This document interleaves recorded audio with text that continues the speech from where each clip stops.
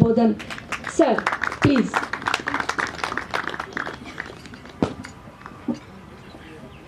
तेरहवें मास्टर वैभव cup T20 इस प्रतियोगिता में मंच पर मौजूद अध्यक्ष सुरेश चंद्र जैन जी, जिन्हें ऋतुराज के नाम से जाना जाता है, उन्होंने अनेक उपन्यास लिखे हैं।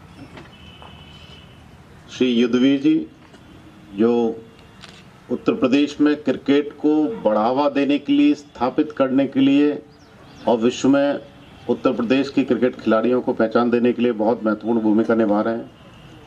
मेरठ कॉलेज के नवनियुक्त प्राचार्य श्री एस.एन. शर्मा जी, जिनसे मेरी कल मुलाकात हुई और आज फोन में मुलाकात हुई, और हम दोनों लोगों ने काफ़ी चीज़ें साझा की एजुकेशन में कि कैसे हम सुधार कर सकते हैं। श्री O.P. अग्रवाल जी, जो इस मैनेजमेंट कमेटी के महत्वपूर्ण अवयव हैं। मेरे मित्र निपुण शर्मा जी, जिनको मैं 10 मिनट की भरोसे पर लेके आया हूँ कि सिर्फ 10 मिनट का कार्यक्रम होगा। मंच पर उपस्थित सभी खेल प्रतिभा, जिन्होंने अलग अलग समय पर बहुत बड़े बड़े टूर्नामेंटों में प्रतिभाग किया, और मेरे नौजवान खिलाड़ी साथी, सबसे पहले तो मैं जीतने वाली टीम को बधाई देता हूं। और ये बधाई, मुझे पता लगा है कि मुजफ्फरनगर की टीम को जीत मिली है। प्यार मुझे मेरठ से भी है, मुजफ्फरनगर से भी है। मेरठ में ये दूसरी पोस्टिंग है, मुजफ्फरनगर में एक ही रही है, लेकिन अभी तक जो कुल मिला के मैंने पूरी लाइफ में क्रिकेट खेली है, उसका 90% मैंने मुजफ्फरनगर में खेला है। तो इसलिए मैं मुजफ्फरनगर की टीम को विशेष रूप से बधाई देता हूँ। कहीं ना कहीं मेरठ की तरफ झुकाव होना चाहिए, लेकिन आज मुजफ्फरनगर की तरफ है। आपको बहुत बहुत बधाई। युद्धवीर सिंह जी ने जब मुझे मुख्य अतिथि के रूप में इनवाइट करने के लिए कहा था, तो मैंने कहा कि हमेशा उस व्यक्ति को मुख्य अतिथि बनाना चाहिए जो उस क्षेत्र का महारथी हो। तो आप में से हर व्यक्ति मुझे एक बॉल पे आउट कर सकता है, तो मैं इस क्षेत्र का महारथी नहीं हूँ, लेकिन मुझे लगा कि चलो एक क्रिकेट का कनेक्शन है, और हमारा पुराना एक साथ भी है। जब मैं कानपुर डीएम था तो 3 मैच हम लोगों ने कराए थे, 2 IPL के और एक इंडिया न्यूजीलैंड का फाइनल था। तो मैंने सहर्ष स्वीकार किया आपके बीच में आने का। आधे घंटे मैं लेट आया, मैं माफ़ी चाहता हूं, क्योंकि आज आने की स्थिति नहीं बन रही थी। उसके बावजूद भी मैंने प्रयास किया कि नहीं, आपके बीच में उपस्थित हो सकूं, आपसे ऊर्जा ले सकूं। खिलाड़ियों से जो उत्साह और ऊर्जा मिलती है, वो नौकरी में, किसी भी प्रोफेशन में बड़ी ज़रूरी है। कई लोग आपने देखा होगा, सरकारी नौकरी में आके उनके चेहरे पे हमेशा बत्ती सी बुझी रहती है ना। उनके पास जाओ तो आप नमस्ते करोगे स्माइल करके, उनकी बड़ी गंदी सी जो है नज़र आपकी तरफ आएगी, और आपको लगेगा भाई गलती कर दी इनके पास आके। तो मैं तो आपके पास आता रहता हूँ इसलिए ताकि एक ऊर्जा सी बनी रहे, लगे कि भाई खिलाड़ी हैं। कल मैं सरदार वल्लभ भाई पटेल यूनिवर्सिटी में गया था, तो वहाँ भी खेल हमारे पैरा ओलंपिक के खिलाड़ियों का सम्मान किया था। जो खिलाड़ी पदक विजेता थे, टोक्यो ओलंपिक में पदक लेके आए थे, उनका ये कहना था कि ये जो जिला है, ये जो क्षेत्र है, ये एक से एक प्रतिभाओं का है। यहाँ ऐसे तमाम एंटरप्रेन्योर हैं जो पूरे विश्व को क्रिकेट खिला रहे हैं। उनको अभी साथ में लिया, और आपने देखा होगा अभी कई चौराहों पर खेल से संबंधित कई सारी चीज़ें। लेकिन आने वाले समय में हम लोग इसे सिटी ऑफ स्पोर्ट्स के रूप में बढ़ावा देंगे।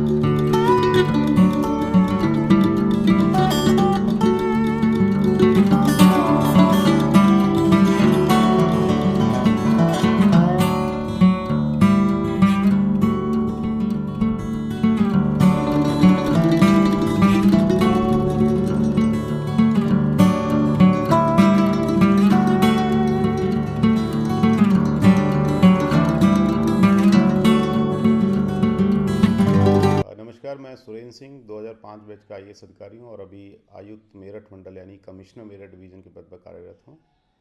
इससे पहले मैं लगभग 10 ज़िलों में डिस्ट्रिक्ट मजिस्ट्रेट रहा हूँ और बाकी शासन में भी काम किया। मुख्यमंत्री जी के सचिवालय में सचिव के रूप में काम किया, सिविल एविएशन डिपार्टमेंट के भी सचिव के रूप में काम किया। हमारे बहुत सारे युवा साथी यूपीएससी की यानी कि सिविल सर्विसेज एग्जामिनेशन की तैयारी कर रहे होंगे और उन्हें काफ़ी लंबा समय भी हो गया होगा तैयारी करते करते। इस बीच में ऐसे भी क्षण आते हैं जब व्यक्ति का जो मोराल है, एनर्जी लेवल है, काफ़ी डाउन हो जाता है, फ्रस्ट्रेशन हो जाता है और एक निराशा का भाव कहीं ना कहीं आ जाता है। मैं आप सभी से अपील करना चाहता हूँ कि हर प्रकार के लोग इस एग्ज़ाम में, इस परीक्षा में सफल होते हैं, बशर्ते हम लोग अपना जो हौसला है उसको कमज़ोर न पड़ने दें, धैर्य रखें, उत्साह में कोई कमी नहीं आए, डेडिकेशन में कोई कमी नहीं आए। हर दिन अपने आप को रिजुविनेट करने के लिए हम एक्सरसाइज करें, हम इंटरेक्ट करें बाकी साथियों के साथ में, जो हमारे पास नॉलेज है उसको शेयर करें दूसरे के साथ में, जिससे कि वो भी आपके साथ शेयर करेगा और आपका एक नॉलेज पूल बनेगा। सिलेबस के हिसाब से तैयारी करें, उस पर स्ट्रांग होल्ड करें, पुराने पेपर्स को बहुत अच्छे से एग्ज़ामिन करके एक एग्ज़ामिनर पॉइंट ऑफ व्यू से किताबों में से क्वेश्चन बनाएं, उसी हिसाब से उनको पढ़ें। ऐसी किताबें पढ़ें जो आपके समझ में आती हों। कई बार बहुत सारे लोगों की हम रिकमेंडेशन पे ऐसी किताबें पढ़ने लग जाते हैं जो खुद समझ में नहीं आती हैं, उनकी लैंग्वेज, उनकी कंटेंट हमें रोचक नहीं लगती है, उबासी आने लगती है। तो सिंपल लैंग्वेज की किताबें पढ़ें। लगभग हर किताब में कंटेंट मोर और लेस सिमिलर होता है, ±5% का अंतर हो सकता है। तो एक टफ़ किताब को हम समझने में हो सकता है हम 40% ही कंटेंट उसका ग्रहण कर पाएँ, जबकि ईजी का हो सकता है 90%। तो ओवरऑल हमेशा जो ल्यूसिड लैंग्वेज हैं, जो अच्छे से एक्सप्रेशन है जिनमें, उन किताबों को पढ़ना चाहिए।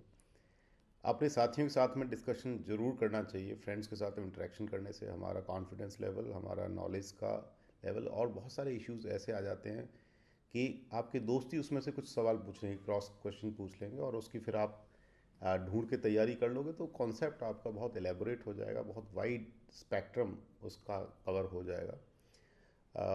इसके अलावा जो बुक्स हैं यानी कि मैगज़ीन्स हैं या आर्टिकल्स हैं, उसके लिए सब लोग जानते हैं कि अच्छे न्यूज़पेपर के अच्छे आर्टिकल्स हम पढ़ते हैं। आज के समय में बहुत सारे पोर्टल हैं जो बहुत अच्छा कंटेंट हमें प्रोवाइड करा रहे हैं और अपने आप को मोटिवेट करने के लिए कुछ इंस्पिरेशनल स्टोरीज़ भी पढ़ते रहें। बीच बीच में ऐसा नहीं है कि हम सिर्फ सिलेबस की किताबें पढ़ें, दूसरी किताबें भी थोड़े से समय के लिए पढ़ें ताकि हम फ्रेशन अप रहें, ताकि ऊबाई जो आदमी ऊबे नहीं, कभी भी ये ना लगे कि नहीं नहीं नहीं इसमें तो मन ही नहीं लग रहा, और कभी ये ना समझें कि मैं बीच बीच में ऐसा हो रहा हूँ कि मेरा मन नहीं लग रहा। ये सबके साथ होता है, तो बहुत ही नेचुरल फिनोमेना है।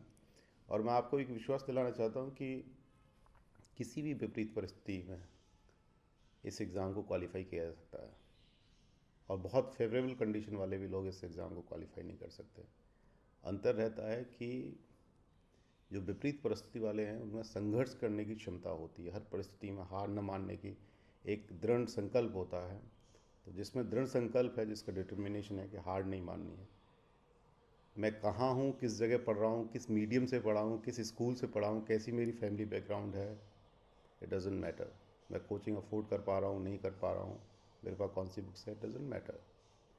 जो मैटर करता है वो ये कि आप कितनी सिंसियरिटी के साथ, कंसंट्रेशन के साथ, डेडिकेशन के साथ सिलेबस को अच्छे से कवर करते हैं और उसकी सारी की सारी प्रोबेबिलिटी कितने क्या क्वेश्चन प्रोबेबल हो सकता है, क्या आ सकता है, उसको आप अच्छे से एक्सप्लोर कर लेते हैं तो सफलता निश्चित ही आपके हाथ लगेगी।